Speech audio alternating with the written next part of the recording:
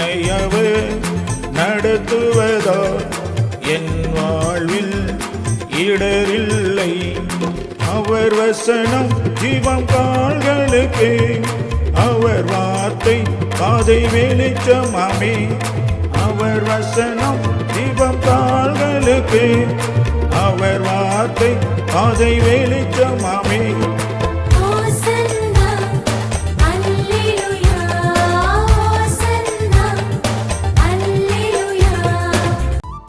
ஸ்தோத்திரம். Welcome to fast and poster. இந்த நாளுக்கான தேவனுடைய ஆசீர்வாத வார்த்தை எரேமியா எழுதின புத்தகம் 51ஆம் அதிகாரத்தின் 46ஆம் வசனத்தை நான் உங்களுக்காய் வாசிக்க விரும்புகிறேன். உங்கள் இருதயம் துவளாமலும் தேசத்தில் கேட்கப்படும் செய்தினால் நீங்கள் பயப்படாமலும் இருங்கள். ஒரு வருஷத்திலே ஒரு செய்தி கேட்கப்பட்டு பின்பு மறு வருஷத்திலே வேறு செய்தி கேட்கப்படும். தேசத்திலே கொடுமை உண்டாகும், ஆளுகிறவன் மேல் ஆளுகிறவன் வருவான். கிறிஸ்துவில் பிரியமான தேவ ஜனமே, இந்த கால போலை தேவனுடைய ஆசீர்வாத வார்த்தை உங்களுக்கு கொண்டு வருவதிலே நான் மிகவும் சந்தோஷப்படுகிறேன்.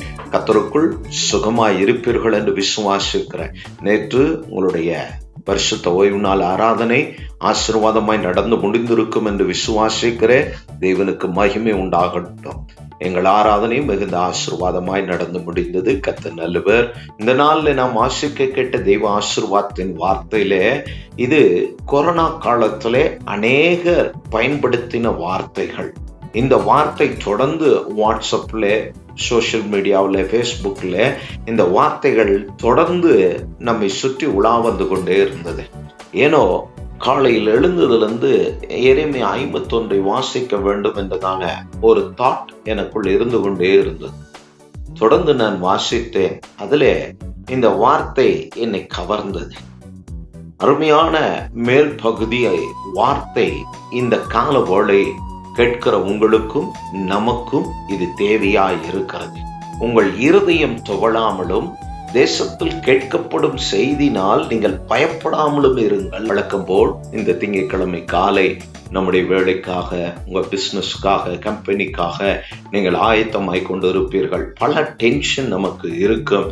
இவைகளின் நடுவே உங்களை தைரியப்படுத்தும்படியான வார்த்தை கர்த்தர் அனுப்பியிருக்கிறார். அதனால் இதை கேட்கிற நீங்கள் பயப்பட வேண்டாம்.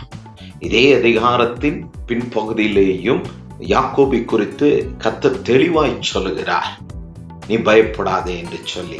ஆம் பிரியமான தேவ ஜனமே, நாட்களை குறித்து, காலங்களை குறித்து, பிரச்சனை குறித்து, போராட்டத்தை குறித்து, நமக்கு முன்பாய் எதிராய் வருகிற சவால்களை குறித்து, சுமந்திருக்கிற அப்பாரத்தை குறித்து, இல்லையெனில் வேறு ஒருவன் உங்கள் மேல் ஏற்றின அந்நுகத்தை குறித்து நீங்கள் பயப்பட வேண்டாம். உங்களை விடுவிக்கிற கர்த்தர் ஒருவர் இன்றும் ஜீவனோடு கூட இருக்கிறார். நேற்று ஆராதித்த உங்கள் தேவனாய் கர்த்தர் அவர் நேற்றுக்கு மாத்திரமல்ல, இன்றுக்கு மாத்திரமல்ல, இன்று நம்முடையது, நாளை தேவனுடையது என்பதை மறந்து போக வேண்டாம். நாள் பிறவதற்கு முன்பே தேவன் இருக்கிறார்.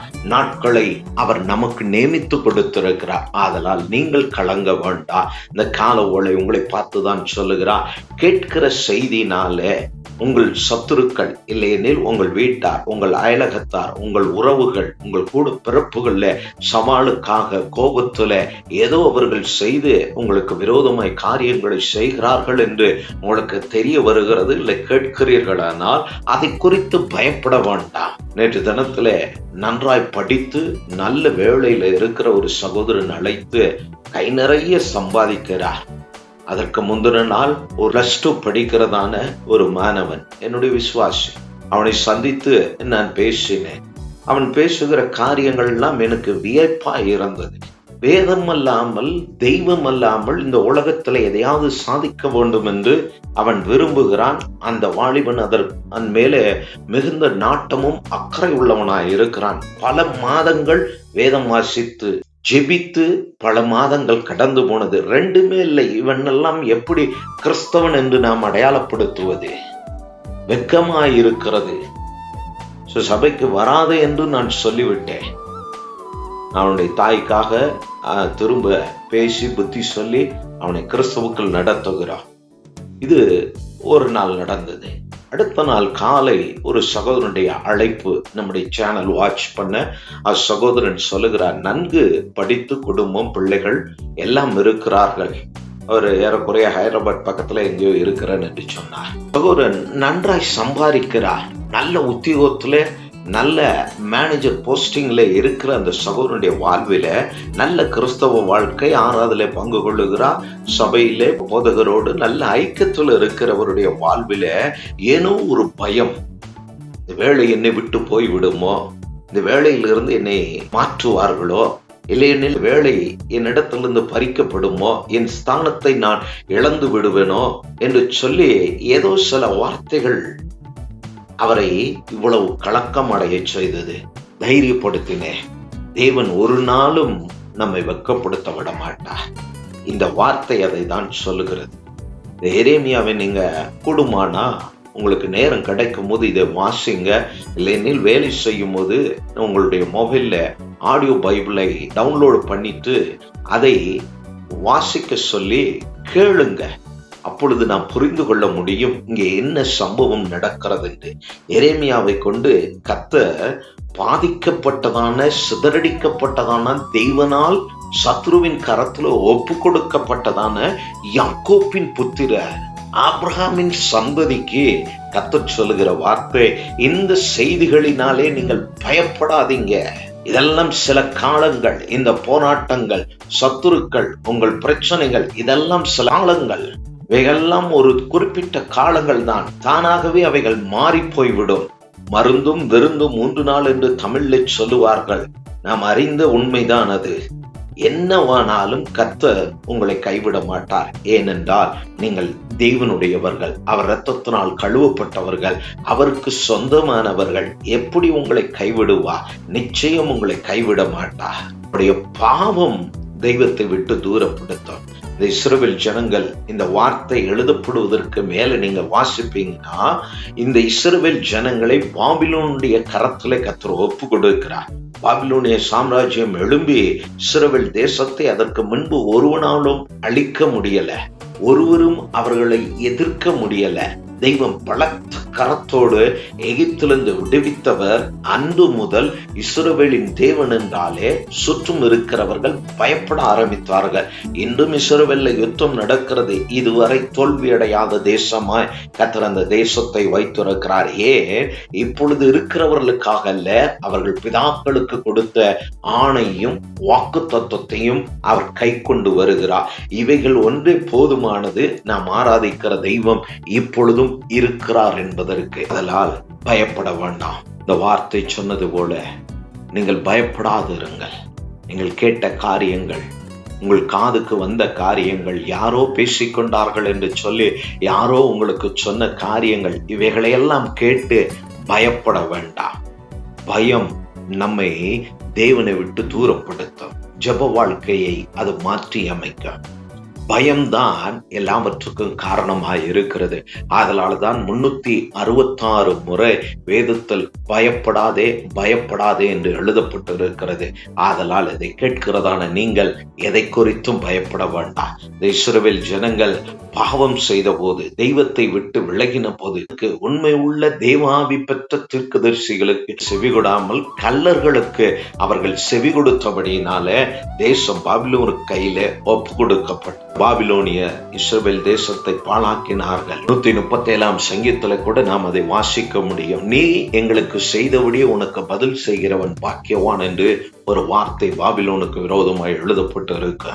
ஆம் தேவ ஜனமே, பாபிலோன் தேசத்து அதிகாரத்தை, ராஜாவை கர்த்தர் தான் அவன் இருதயத்தை திருப்பினார். அவனை குறித்து ஏசாவிலே சொல்லுகிறது, அவனை நான் வரவழைத்தேன், அவன் காரியம் வாய்க்கும், அவன் வழி வாய்க்கும் என்று எழுதப்பட்டு இருக்கிறது.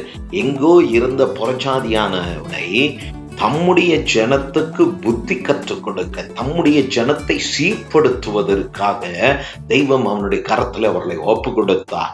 அவனோ தேவனுடைய ஆலயத்தில் துணிகரமாய் உள்ளே போய் அங்க இருக்கிற பொருட்களை எல்லாம் கொள்ளையடித்தது இல்லாமல் அதை தகாத விதமாக தன் தேசத்தில் கொண்டு வந்து அதை பத்திரப்படுத்தி வைத்திருந்தால் பரவாயில்ல, அதை கர்த்தர் விட்டிருப்பார். ஆனால் அவன் அதை தகாத விதமாய் பயன்படுத்தினதை பார்த்து கொண்டிருந்த தெய்வம் இப்பொழுது தன் ஜனத்துக்கு புத்தி கற்றுக் கொடுக்க அவர்களை சீர்படுத்த பயன்படுத்தின பாத்திரத்தை இன்னொரு தேசத்தின் கரத்துல மேதியருடைய ராஜ்யத்துக்கு கர்த்தர் ஒப்பு கொடுக்கிறார். தேவனுக்கு விரோதமாய் செய்த காரியம். இந்த கால ஓலை நாம் தெய்வத்துக்கு விரோதமாய் ஒன்றும் செய்கிறதில்லை. இவர்களைப் போல விக்கிரக வழிபாடுகள், விக்கிரகம் என்பது இன்று சிலை வழிபாடுகள் மாத்திரம் விக்கிரம் அல்ல, பண ஆசை இன்று விக்கிரகத்துக்கு சமமாய் வேதமும் அதை நமக்கு அடையாளப்படுத்துகிற தெய்வத்தை தவிர வேற எதை நாம் முன்னே மேன்மையானதாய் முதன்மையானதாய் நிறுத்துகிறோமோ அது விக்கிரகத்துக்கு சமமாய் மாறுகிறது. ஒருவேளை அப்படிப்பட்ட பாதையிலே நீங்கள் இருப்பீர்களானால் அப்பாதையை மாற்றிக்கொண்டு தேவனுக்கான ஜனமாய் நில்லுங்க. எரேமியா இப்படி தேவனுக்காய் நின்றான். லட்சமான ஜனம் அடிந்தார்கள். அந்த ஒருவனுக்கு ஒரு தீங்கும் அணுகாதபடி கர்த்தர் சொன்ன எரேமியா 1 சொல்லப்பட்ட வாக்குத்தத்தம், உன்னோடு போராடுவார்கள், உன்னை மேற்கொள்ள மாட்டார்கள், நான் உன்னை கைவிட மாட்டேன், நான் உன்னை விட்டு விலக மாட்டேன் என்ற வார்த்தையை கர்த்தர் நிறைவேற்றினார். இந்த திங்கட்கிழமை காலை கர்த்தர் உங்களுக்கு அந்த வார்த்தை கொடுத்து உங்களை தைரியப்படுத்துகிறார். இதே பாபிலோனிய எசேக்கியா ராஜாவுக்கு முன்பாக வந்து நிற்கும் போது எசேக்கியா ராஜா ஏசாயாவின் இடத்துல போய் விசாரிக்கும் போது ஏசாயா சொல்லுகிற ஒரு வார்த்தை அங்கே நாம் வாசிக்க முடியும். 2 ராஜாக்கள்ல எழுதப்பட்டு இருக்கிறது. எசேக்கியாவே, அவன் பேசின காரியத்தை குறித்து, அவன் சொன்ன வார்த்தைகளை குறித்து நீ பயப்படாதே, கர்த்தர் உன்னோடு கூட இருக்கிறார் என்று சொல்லி அந்த வார்த்தை எடுத்து ஊழியக்காரனாய் நானும் உங்களை இந்த கால ஓலை தைரியப்படுத்துகிற உங்கள் சத்துருக்கள் சொன்ன வார்த்தைகள், நீங்கள் கேட்ட வார்த்தைகள், இல்லையெனில் உங்களுக்கு முன்பாய் நிற்கிற சவால்கள், இவைகளை கண்டு பயப்பட வேண்டாம். ஜெயம் உங்களுடையதா இருக்கும். உங்களோடு தேவன் இருக்கிறார். தைரியமாய் போங்க. உங்கள் சத்துருக்களுக்கு ஆள்பலம் இருக்கலாம், ஆனால் அதையெல்லாம் விட தெய்வ பலம் சிறந்தது என்பதை கர்த்தர் விளங்க பண்ணுவார். அதனால் தைரியமாய் கடந்து போங்க.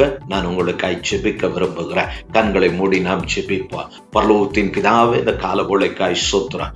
ஆசீர்வதிக்கப்பட்டதான அந்த கால ஓலை தெய்வமே, உம்முடைய சமூகத்தில் உம்முடைய பிள்ளைகளுக்காய் வருகிறேன். நேற்று ஆராதனையிலே பிள்ளைகளோடு ஒவ்வொருவரோடும் கர்த்தர் பேசினீர், அதற்காய் ஸ்தோத்திரம். இந்த கால ஓலை கர்த்தாவே, உம்முடைய சமூகத்தில் இவருடைய வேலை, இவருடைய காரியங்களை நான் ஒப்பு கொடுக்கிறேன். எதை குறித்து கலங்குகிறார்களோ, யார் இவர்களை பயமுறுத்துகிற வார்த்தைகளை பேசினார்களோ, எந்த வார்த்தை இவர்களை கலங்க பண்ணி முடங்க பண்ணினதோ அவ்வார்த்தை நின்று கர்த்தர் இவர்களை விடுவிக்கும்படி அந்த சூழ்ச்சிகள், அந்த திட்டங்கள், சத்துருக்களின் எண்ணங்களுக்கு பிள்ளைகள் பயப்படாமல் தைரியமாய் இப்பொழுது கடந்து போக ஒரு தேவ பலன் அவர்கள் இருதயத்தை ஆட்கொள்ளட்டும். கலங்கி போன அந்த ஆத்துமா இயேசுவின் நாமத்தினால் பலன் கொள்ளட்டும். ஆண்டவரே, ஒரே உபத்திரவங்களும் போராட்டங்களும் உண்டு, ஆனாலும் ஜெயம் எங்களுடையது, உம்முடைய பிள்ளைகளுடையது. கர்த்தர் ஜெயித்து அந்த வார்த்தை உம்முடைய பிள்ளைகள் வாழ்வில நிறைவேறட்டும். போகிற வேலை ஸ்தலத்துல, வியாபாரத்துல, படிப்புல ஜெயம் கொண்டு திரும்ப கர்த்தர் கிருபை செய்யும். நல்ல சாட்சிகளை கேட்க உம்முடைய ஆவியானவர் நடத்த எங்களை ஒப்பு கொடுக்கிறோம். விளைவினப்பட்டு இருக்கிறவர்களுக்கு நல்ல பலனை கொடுக்கும்படி ஜெபிக்கிறோம். ட்ரீட்மெண்ட்ல இருக்கிறவர்களுக்கு கர்த்தர் தயவுராட்டி பைனான்சியல் தேவைகளை சந்தித்து அந்த ட்ரீட்மெண்ட் எல்லாம் டாக்டர்கள் போதும் என்று சொல்லும்படி உடைய கிருபையினாலே உமது பிள்ளைகளை கர்த்தர் சௌக்கியப்படுத்தும்படியா நான் ஜெபிக்கிறேன். நன்மையும் கிருபையும் தொடரட்டும். எல்லா பயத்துக்கும் எங்களை நீங்களாக்கி பாதுகாக்கிற உமது வளமுள்ள கரத்திலே உமது பிள்ளைகள் ஒவ்வொருவரையும் நான் ஒப்பு கொடுத்து உம்முடைய பாதபடத்தில் எங்களை தாழ்த்தி ஜெபத்தை கேட்கிறோம் எங்கள் நல்ல பிதாவே. ஆமென், ஆமென். மீண்டும் தேவனுடைய ஆசீர்வாத வார்த்தை உங்களுக்கு கொண்டு வருகிறவரே கர்த்தர் உங்களோடு இருப்பாராக. கர்த்தர் உங்களை ஆசீர்வதிப்பாராக.